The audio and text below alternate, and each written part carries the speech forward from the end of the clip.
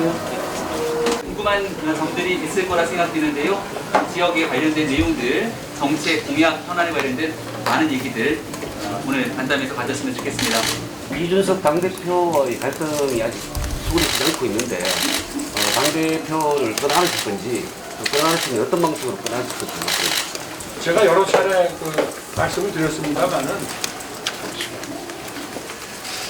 제 입장에서 보면은 뭐 갈등이랄 것도 없고 당대표는 당대표의 역할을 하고 후보는 후보의 역할을 잘 수행해 나가면 제일 문제라고 저는 생각합니다. 그리고 그렇게 할 것으로 저는 기대하고 있습니다. 오늘 공약을 보니까 10번째의 경부선 지하화, 도심 통과 지하화 다른 공약들은 이미 지역에서는 다 알고 있는 내용이기 때문에 이게 이슈가 잘 안 된 내용인데 경부선 외에도 대부분 중앙고속도로 지하화 문제도 남아 있습니다. 이 문제에 관련해서 중앙고속도로 문제도 함께 공부를 좀 하셨으면 어떨까 하는 생각을 하면서 이 문제에 대해서 좀 답을 좀 해주시고 또 하나는 뭐 계속 논란입니다만은 해경군 김씨 이거는 뭐 검찰수장을 지내신 분으로서 그 촉으로서 해경군 김씨가 정말 누구냐 이 대답을 좀 답변을 해주실 수 있으면 좀 간단하게 부탁드립니다. 제가 이 경부선 지하화는 이 지역의 민원으로 알고 있어 왔거든요. 그래서 제가 말씀을 드린 것이고요. 중앙고속도로, 그러면 대구 안동간 그거 말씀. 성서 쪽으로 내려가는 거죠? 그죠? 성서? 성서를 통과하죠. 네.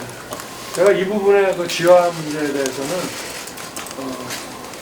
우리 지역 주민들께서 이걸 아주 강력히 희망한다는 걸 제가 사실은 좀 지금 오늘 처음 알았습니다.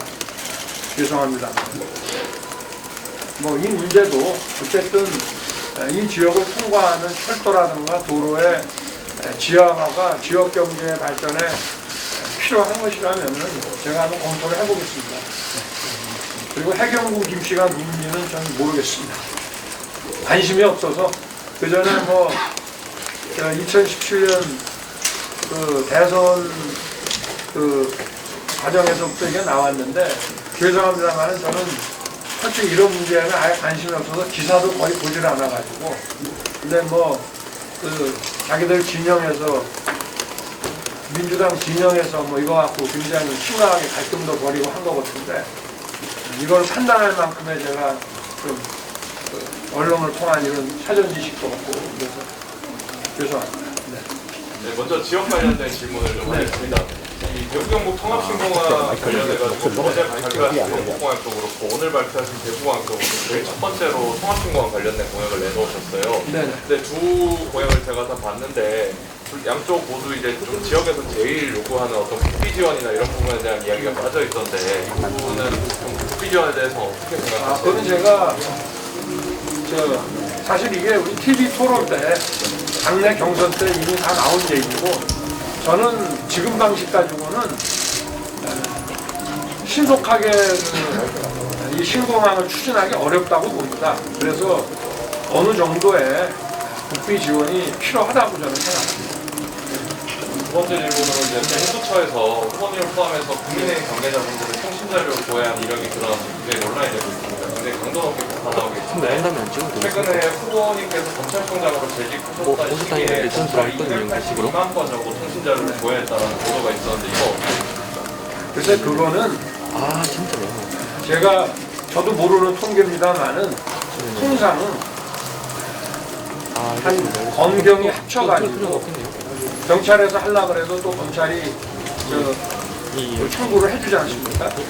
그리고 또 공문을 보낼 때도 이제 지금은 없어졌지만 과거에 이제 지휘에서 가 도장도 찍어주고 이렇게 하는데 한 연간 제 국정감사 때 나오는 통계로 보면은 한 50만 건에서 한 100만 건 사이에 통신 조회를 합니다. 근데 그거는 어떤 명확한 범죄 혐의를 가지고 1년에 형사사건이 100만 건이 넘거든요. 그러면은 그 중에 상당 일부는 통신 조회를 하게 돼 있고 또 어떤 사건은 통신 조회가 굉장히 많이 이루어지는 경우가 있기 때문에 그건 전체 사건을 얘기한 거고 그런 기사의 제목을 제가 봤습니다만은 그건 완전히 물타기 기사죠. 그 언론이 그야말로 민주당의 기관지임을 자인하는 그런 물타기 기사지 야당 정치인에 대한 또 언론인에 대한 이런 광범위한 이런 그 통신 사찰이라고 하는 거하고 제가 중앙지검장 때요 어느 야당 의원의 보좌관 그 통신을 조회했다고 해가지고 난리가 난 적이 있었습니다. 의원 보좌관 한 사람을 가지고요. 그리고 이 사람들은 유시민 씨에 대해서 무슨 계좌 거래 내역을 본 것도 아니고 계좌 거래 내역 중에 입금자가 누군지를 확인하는 과정에서 그거 나온 거 갖고 거의 1년을 떠들었습니다. 안 그렇습니까? 그러니까 이거는 지금 확인된 거 제가 오늘 아침에 보니까 우리 국민의힘 의원들 100여 명이 참여하는 단톡방까지 다 털었더라고요. 그러니까 이거는 미친 짓이죠. 이거는 전부 선거 개입이라고 봐야 됩니다.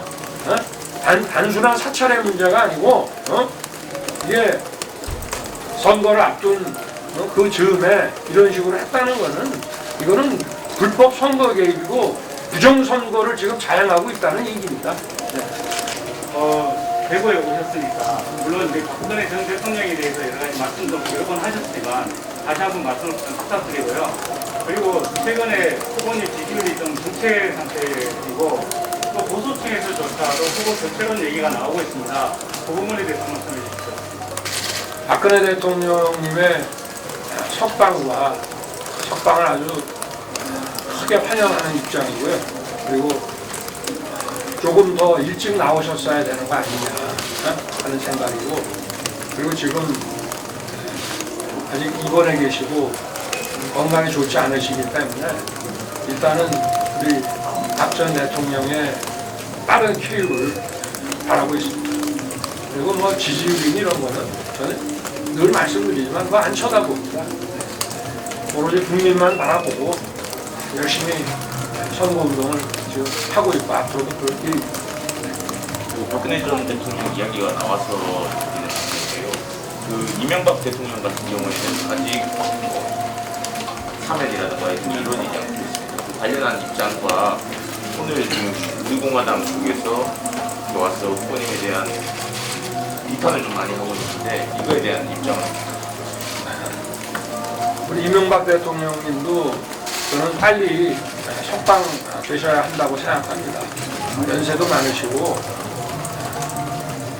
이 법치주의라는 관점에서 지위 보완을 막론하고 사법적 절차를 밟는과하고 그 다음에 그래도 한때 많은 국민들의 지지를 받고 또 대통령에 당선돼서 그 중책을 수행해 오신 분들 나중에 다소 지지율이 좀 떨어졌다 한다 하더라도 그분들을 이렇게 장기간 구금해 놓는 것이 그게 우리 미래를 바라보면서 국민 통합을 생각할 때 과연 그것이 미래를 향한 정치로서 맞는 것이냐 저는 다르다고 생각합니다.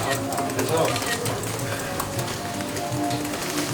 이명박 대통령도 빨리 석방되셔야 하고 건강도 좋지 않다고 제가 알고 있습니다.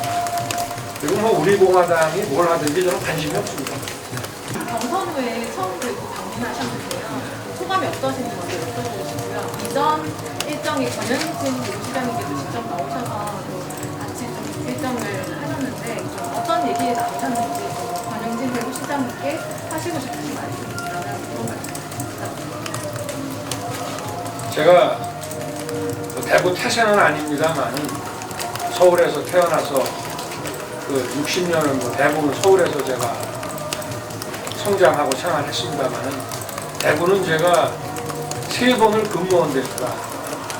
2년씩 2번 또 짧게 한 번에서 약 한 5년 가까이 근무를 한 데고 그러다 보니까 대구에 이렇게 오면은 늘 마음이 두근하고 그렇습니다. 그래서 사실은 제가 경선 후에는 이제 호남, 충청, 그러니까 부산 한 번 갔었고요. 대구는 이제 경선 때 좀 여러 차례 왔었고, 또 제 입장에서는 대구 우리 시민들께서 들으시면 좀 섭섭하실지 모르겠습니다만은 대구는 늘 저를 밀어주고 믿고 저의 오늘을 만든 데기 때문에 제가 어떻게 보면 더 믿음이 강해서 이제 연말이 돼서 이렇게 찾아뵙게 됐고, 그렇지만 제가 해는 넘기지 않고 꼭 뵙고 싶어가지고 이렇게 첫 달 동안을 끼워서 이렇게 방문하게 됐고, 권 시장님은 그 오늘 신암 그 선열공원에 그 소장님하고 이렇게 오셔가지고 그 공원에 관련된 좀 그 말씀을 제가 좀 들었고요. 그리고 이제 이게 2년 전에 국립묘지가 돼가지고 우리나라의 유일한 독립유공자 전용 묘역 아닙니까? 근데 아직도 미흡한 점들이 많아서 좀 중앙정부가 좀 재정 지원을 해주면은 이 주변을 좀 더 잘 가꿀 수 있겠다. 뭐 그런 말씀을 하셨습니다.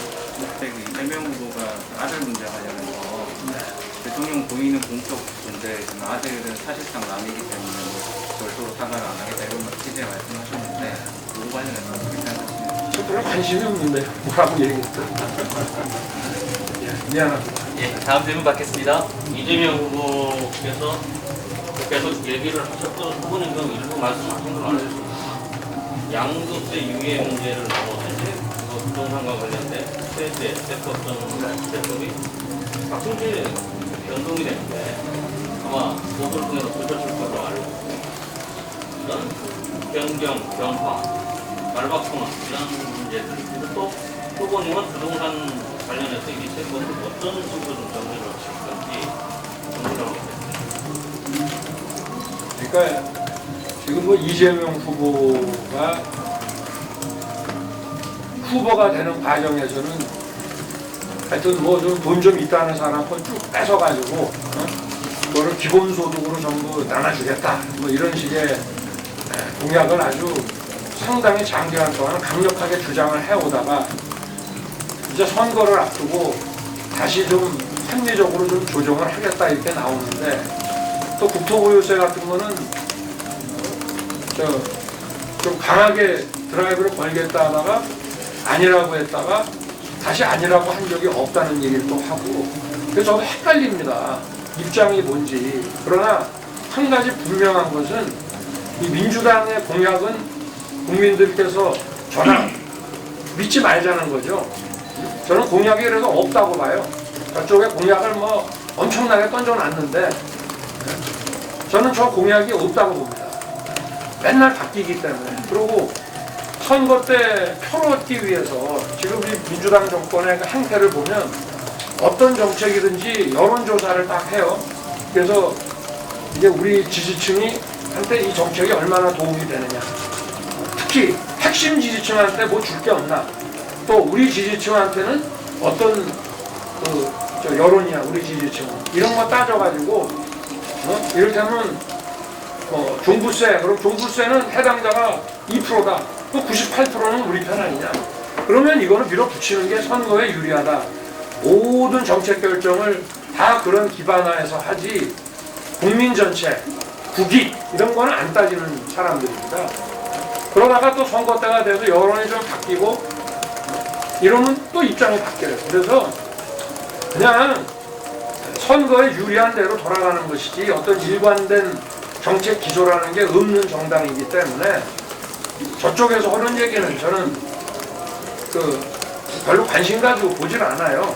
왜냐하면 저게 일관된 얘기고 어느 정도의 합당성은 있어야 저거를 비판하기 위해서 꼼꼼히 들여다 볼 텐데 저건 그냥 무시해버립니다. 저는. 그리고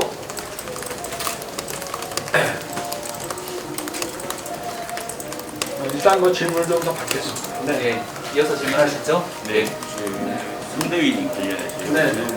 지속적으로 나오는 지적이 네. 선대위 규모가 너무 크다. 네. 너무 큰 규모라서 의사결정을 하는데 있어서 시간이 너무 오래 걸리고 움직임이 둔하다 이런 지적이 있는데 선대위 쇄신에 대한 계획이 있으신지. 없습니다.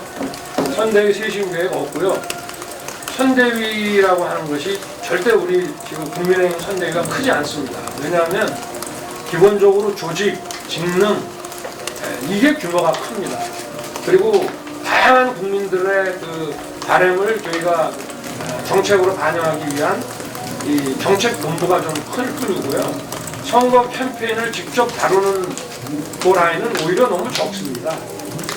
그리고 어떤 선거 전략이라든가 또 그때그때 어떤 이런 여론의 어떤 흐름에 따라 가지고 오히려 즉각 대응할 수 있는 그런 정말 캠페인의 핵심 되는 일을 수행해야 되는 그 조직은 규모가 좀 작아서, 그리고 그 조직이나 직능은 원래 있는 겁니다. 저게. 그러니까 그런 거로 봤을 때는 정말 단촐한 조직이라고 봐야 되고요. 그리고 뭐 개편이나 이런 거는 없고, 그건 뭐 우리 현관 선대위원장께서도 같은 생각이고요. 다만 선대위라는 것은 선거가 끝나는 날까지 지속적으로 더 효율적으로 운영을 하기 위해서 계속 변화와 어떤 보완과 이런 게 필요한 것이지, 선거 2달 남겨놓고 선대위 쇄신하라는 것은 그건 아주 선거 포기하라는 그런 아주 대단히 악의적인 공세라고 봐야 됩니다. 계속 잠자는 시간까지 줄여가면서 열심히 일하고 있습니다. 다들. 토론 관련해가지고 계속해서 얘기가 나오는데 네. 정말로 국정 토론에만 응하실 생각이 궁금하고요. 또 어제 한 여론조사에서 20대 지지율이 9.5%로 나왔는데 경선 때부터 지속적으로 청년층 지지가 약한 것으로 보여지십니다. 어떻게 보완하시고 계십니까? 이거 계속 보완해야죠. 그리고 저희가 어떻게 할 건지를 미리 공개해 드릴 수는 없는 것이고, 그리고 토론 문제는요, 제가 몇 차례 벌써 말씀을 드렸고, 미국 대통령 선거에서 토론 3번 했습니다. 힐러리와 트럼프가. 거기가 언론이 얼마나 발달한 나라입니까? 그죠? 3번 했고, 그 다음에 작년에 바이든하고 트럼프는 2번 했습니다. 우리가 국민의힘 경선을 16번 토론을 했는데요, 나중에 가면은 국민들이 잘 보질 않습니다. 그러니까 전 그 정도면 충분하다고 보고 있고요. 그리고 알 권리를 운운하시는 분들이 있는데, 국민들의 가장 큰 알 권리, 국민들이 가장 알아야 하고 알고 싶어하는 것은 전 대장동 백현동 비리입니다. 그거에 대해서 특검도 안 하고, 원래 선거를 앞두고 후보와 관련된 또는 그 당과 관련된 어떤 대형 의혹사항이 생기면은 특검을 피해가진 않았습니다. 여당 입장에서도. 옛날에 무슨 이명박 대통령의 BBK 관련된 뭐 이런 거, 그 다음에 또 지방선거를 앞두고 드루킹 특검이라든가 이걸 피해가지는 않았어요. 왜냐하면 그걸 피한다는 얘기는 혐의를 인정한다는 거 아닙니까? 근데 혐의를 인정하고 어떻게 선거를 하겠습니까? 그러니까 의혹을 받는 쪽에서는 특검을 하든지 특검에 협조를 해왔습니다. 그럼 대장동 지금 검찰이 수사 제대로 안 하고 있잖아요. 국민들 다 지금 수사를 안 하니까 지금 기사거리가 안 나와서 언론의 관심도 지금 다른 것으로 막 대체가 돼 나가는데, 원래는 저런 게 수사가 진행되면서 국민이 많이 의혹을 갖는 것은 지속적으로 국민들의 알 권리를 충족시켜줘야 되는데, 이 정부는 들어와가지고 뭐 사무규칙을 다 고쳐가지고 자기들이 야당일 때는 어떤 여권의 이런 범죄에 대해서 지속적으로 발표를 하게 하고, 또 국정농단 특검 때도 대변인을 둬서 오전 오후로 계속 발표하게끔 특검법에도 규정을 해놓고, 그리고 조국 사태 이후부터는 아예 수사상을 발표도 못하게 하고 공소장도 기소되면 당연히 풀리는 거거든요. 그것도 막아놓고 있습니다. 그리고 이런 지금 여당의 당시에 유력한 후보가 이 문제에 휩싸였는데, 이건 뭐 사실 법을 좀 다뤄본 사람 입장에서는 이건 뭐 뻔한 사안이라고 얘기를 하지만, 일반 국민이 보시더라도 저는 수사가 제대로 이루어지지 않고 특검을 거부한다는 것은 그 혐의를 인정한다는 뜻 아닙니까? 이런 적이 없었습니다. 그러니까 국민들이 가장 알고 싶어하는 그 대장동 사건에 대해서 먼저 다 오픈하라 이 말이죠. 그거 덮어놓고 그리고 세 번이면은 선진국에서도 딱 그 정도 하는 이걸 무슨 뭐 토론으로 해가지고 지금 1, 2월 달이 중요한 시간을 지방도 다니고 또 국민 여론도 수렴하고 공약도 또 더 발표하고 개발하고 해야 될 이 시간에 지금 뭐 토론이나 하자는 얘기 아닙니까? 그리고 정책도 맨날 바뀌어서 도대체 토론하고 나서 좀 불리하면 다음날 또 바뀔 텐데 그게 무슨 의미가 있겠냐 하는 말씀입니다. 지금 바깥에 기자 간담회 방해될 정도로 저렇게 그런 게 우리 공화당 사람. 네네. 아까 무시한다고 하셨는데 오늘 조은진 의원 같은 전 의원 같은 경우에 박근혜 씨가 친구할 거라 이렇게 되면 윤 후보가 좀 곤혹스럽게 될 것이다라는 이야기를 하셨는데 이거는 사람들이 전망 또는 언론에서 전망하기 물건이 뭐 해야 되는 게 있는 게 아닌가라는 시각들이 많습니다. 현재로서는 아직까지 좀 난항이 있지 않겠느냐 이런 시각들이 많은데 그에 대해서 어떻게 생각하십니까? 제가 저분들의 그 행동을 뭐 무시하는 거는 좀 적극적인 얘기고 그러니까 신경을 안 쓴다는 정도로 받아주시고 그리고 우리 공화당을 박근혜 대통령을 아끼고 사랑하는 이런 많은 단체들 그분들도 조금 전에 그 저의 당선을 바라는 지지 선언을 해주셨고요. 그리고 우리 공화당은 저분들 입장에서 보면은 저분들한테 좀 배척당한 그 단체라는 얘기를 저도 들었습니다. 그리고 우리 박 대통령은 좀 건강이 회복되면은 저도 한번 찾아뵙고 싶은데 일단은 먼저 지금 뭐 식사도 이렇게 제대로 잘 못 하신다고 제가 들었는데 다른 이런 정치적인 이런 현안들에 박 대통령께서 이 신경을 만약에 조금이라도 쓰신다면 이 쾌유가 늦어지기 때문에 그런 시도 자체를 지금 안 하고 있는 거지. 저도 뵙고야 싶죠. 그렇지만 좀 하여튼 기다려보겠습니다. 회복되는 걸 한번 기다려보겠습니다. 시간이 어느 정도 뵙게 된다면 한 가지 강구하고 싶은 게 있다면 어떤 거? 그거는 뵙게 될 때 그때 상황을 봐서 제가 드릴 말씀을 드리고 있고 네, 시간이 많이 지나서 벌써 11시가 다 돼가는데요. 마지막 한 질문 정도 받고 마무리하겠습니다. 네. 선거 캠프의 홍준표 의원과 김선 의원 합류시킬 의향이나 계획이 있습니다. 선거 캠프에 홍준표 의원이나 유승민 의원을 합류시킬 의향 방법을 말씀 주시면 아니 뭐 저야 오시면은 뭐 대환영이죠. 네. 냉장고 보궐선거 많은 선거가 치러지는데요. 보궐선거 러닝웨이트 선거를 당하는 기분이 분명히 좀 많이 들어가서 되는데 좀 뭐 어떤 식으로 진행됩니까? 공천이라고 하는 거는 당원 당규에 따라서 하는 것이고 또 대선과의 연관성 하에서 치러지는 거기 때문에 저는 뭐 당에서 결정할 문제라고 생각합니다. 저는 뭐 대통령 선거에만 좀 집중을 하고 시간 관계상 정말 마지막 질문 하나 받고 마무리 짓도록 하겠습니다. 그 국민의당 안철수 후보와의 단일화 관련해서요. 단일화 가능성이 있는지 하실 의향이 있는지를. 글쎄 우리 안 후보님도 우리 한국 정치에서 참 그 한국 정치 발전의 역할을 많이 해오셨고 또 정말 상당히 비중 있는 정치인으로서 대선 출마를 하셨는데 또 이렇게 단일화 얘기를 이렇게 하는 것이 그게 정치 도의에 맞는 건지 저는 뭐 우리 언론인들이 하실 수 있죠. 그러나 정치인으로서 그런 얘기를 꺼내는 게 저는 도의에는 맞지 않은데 다만 저나 우리 안 후보님이나 뭐 이 정권을 교체해야 된다는 그 열망은 마찬가지로 우리 안 후보님도 강하다고 생각을 합니다.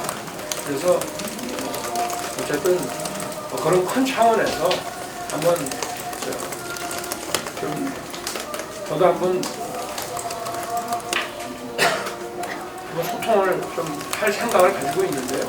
그러나 지금은 안 후보님도 열심히 지금 선거운동하고 계시고 좀 여러 가지 진행되는 건 좀 봐가지고 이렇게 하고 있습니다. 자, 후보님 마무리 말씀 한 번 정도 좀 듣고 그리고 나서 오늘 마무리 얘기할게 그다음에 여러분들 이렇게 뵙게 돼서 반갑고요. 예. 뭐 여러 가지 좀 부족한 게 많더라도 여러분들께서 좀 잘 좀 도와주시길 부탁드리겠습니다. 감사합니다. 네. 이것으로 오늘 지역간담회 마치겠습니다. 고맙습니다.